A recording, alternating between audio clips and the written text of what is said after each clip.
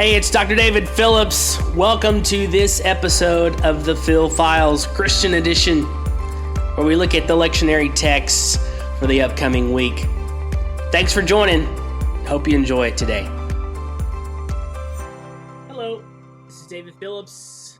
Another episode of the Phil Files Christian Edition. I didn't get a chance to look at the lectionary text last week. And I'm working on the one for this week as well. But I had some thoughts about something that, and I kind of put this on Facebook. I had some thoughts about hell that just kind of popped into my brain last week, and I kind of want to touch on those for a minute, if you don't mind. One of the things that I kind of want to touch on, the thing that I want to touch on comes from N.T. Wright's book, Surprised by Hope, Rethinking Heaven, the Resurrection and the Mission of the Church. And he has a chapter on purgatory, paradise, and hell. And he says some things in here that I think are fascinating and that I kind of want to touch on and maybe describe. Some of this came about. Number one, my mom had dementia. She died Christmas Eve of 2020.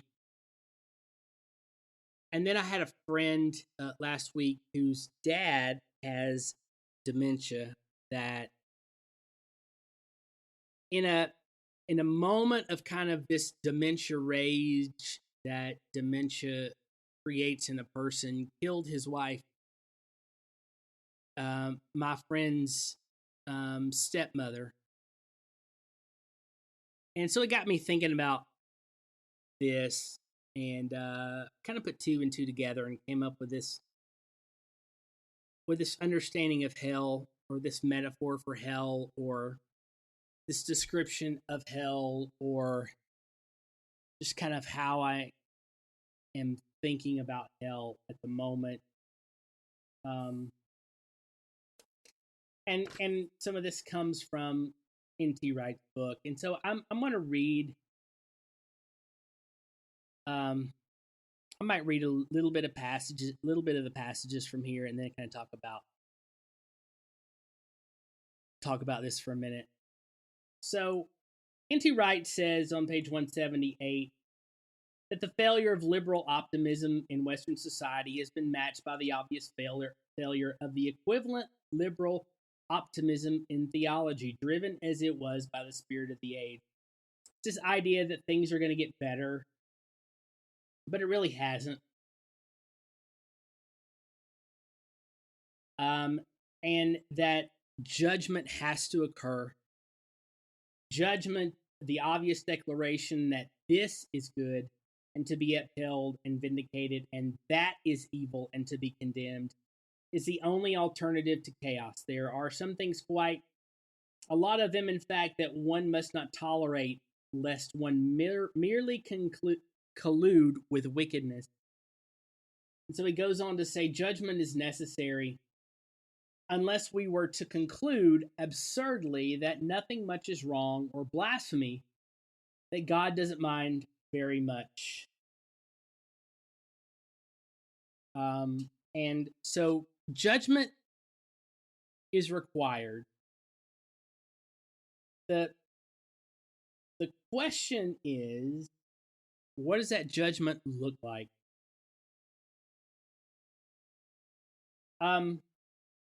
And so he goes on to say that the New Testament has several categories functioning as red flashing lights to warn against going down a road that leads straight off a fenceless cliff. And in the analysis offered by early Christians from Paul onward, such patterns of behavior have three things to be said about them. First, they all stem from the primal fault, which is idolatry, worshiping that which is God as if it were. Second, they all show the telltale marks of the consequent fault, which is subhuman behavior, that is the failure to reflect the image of God, that missing the mark as regards to full, free, and genuine humanness, for which the New Testament's regular word is hamartia, sin. Sin, we note, is not the breaking of arbitrary rules. Rather, the rules are the thumbnail sketches of different types of dehumanizing behavior. Third, it is perfectly possible, and it really does seem to stem in practice, that this idolatry and dehumanization becomes so endemic in the life and chosen behavior of an individual, and indeed of groups, that unless there is a specific turning away from such a way of life, those who persist are conniving at their own ultimate dehumanization. And so, N.T. Wright, noted New Testament scholar, says that hell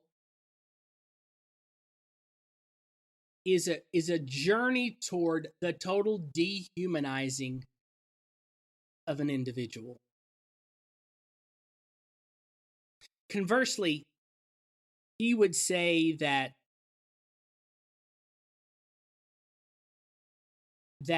salvation is the humanizing of a person. In other words, we become more and more fully human.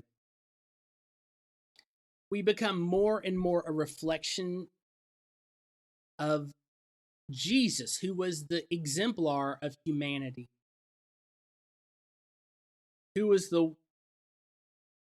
Jesus is the one that we were designed to be. That's who the first Adam. Jesus compares the first Adam and the second Adam. And the second Adam is Jesus. The first Adam would have been Adam in the garden.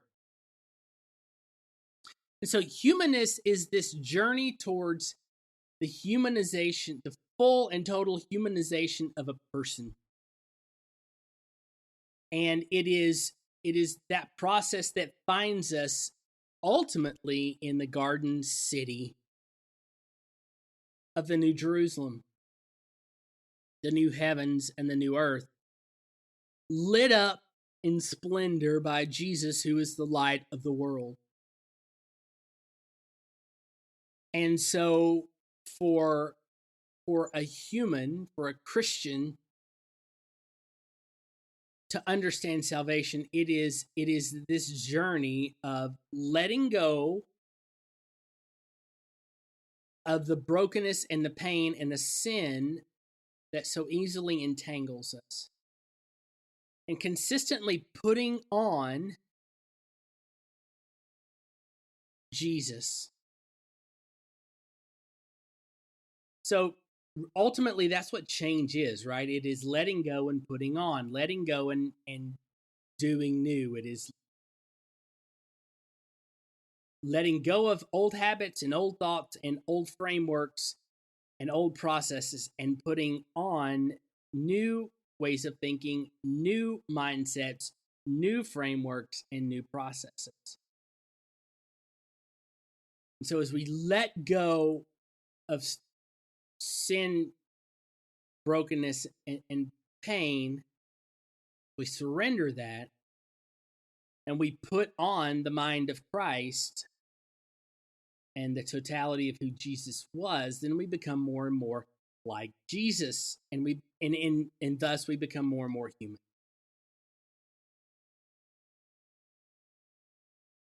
Conversely, for those who have rejected that, hell is this process of dehumanization.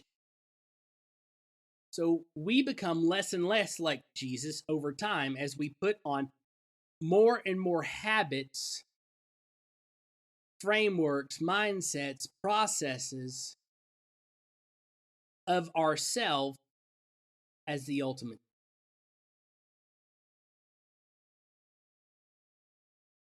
So in one we are journeying toward wholeness, on the other we are journeying toward destruction.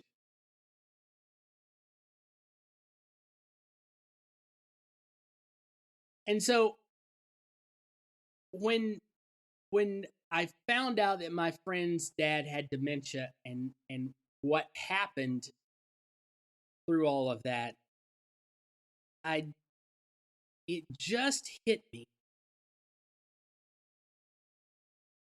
based on my mom's behaviors and my mom's life and her end of life, that a decent way to describe the journey to hell is by dementia. I don't fully recall all of the scientific aspects of dementia, Alzheimer's, and they're related on some level. They're related. They have similar characteristics in some areas. But ultimately what happens in dementia is that the person loses their identity. They forget who they are. They forget what they're doing. In fact, they don't even know what they're doing in most cases. They forget where they are, they forget who they are, and they forget what they're doing. Their identity goes away. And their behavior becomes erratic and sporadic until they're just existing. I mean, ultimately, in the end, dementia causes your body to essentially shut down. You can't move, you can't feel, you don't feel, you can't move, you can feel. You don't move, you don't eat, really. You don't think, you just exist. And your body just runs on the systems and processes that are internal to you, which are broken and corrupt. And so when I think of hell now, and I think of what happens to a person on a journey towards hell, is someone like my mom who lost a complete understanding of who they were and their identity and their actions. Because when you have dementia, you really don't know what you're doing. Your brain can sense this scenario and you act it out and not have any idea what you just did. That's what happened with my friend's dad. He thought someone was breaking into their house to hurt his wife, and so he attacked them, and it turns out the person he attacked was his wife, who was laying in bed asleep. My mom did some things. She pushed my dad over in a swing, and my dad was incapacitated for a moment, kind of dazed. She would take off and run across a field to get to my cousin's house. We don't know why. but that's just what she did.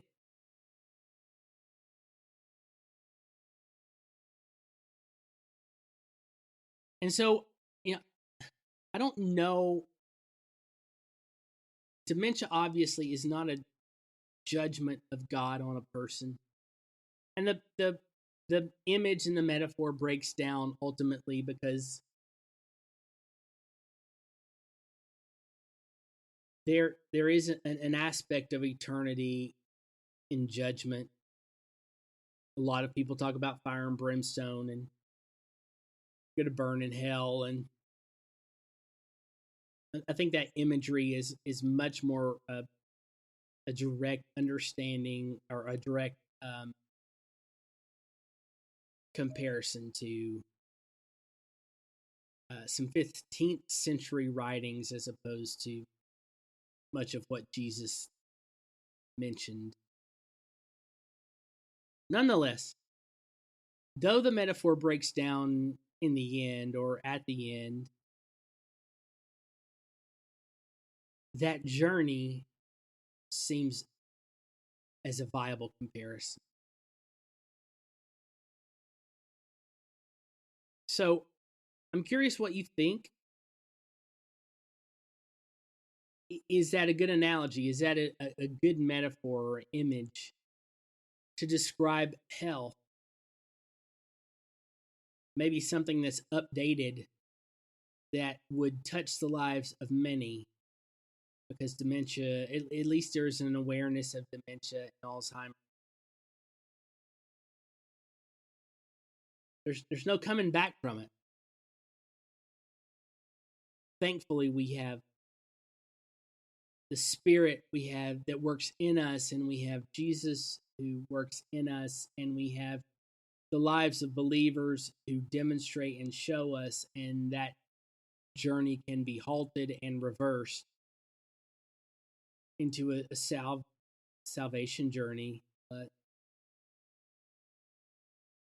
I think that's a decent corresponding metaphor and way to describe a person whose life is reflective of one who has rejected Jesus over and over. They're just on this journey of losing the humanness that they were created, because they were created in image God. I'd like to know your thoughts on that. Please like and subscribe. Love to get a review as well, and to understand how you think about hell. Thanks so much for listening. I hope you have an awesome rest of your week, and talk to you soon. Take care.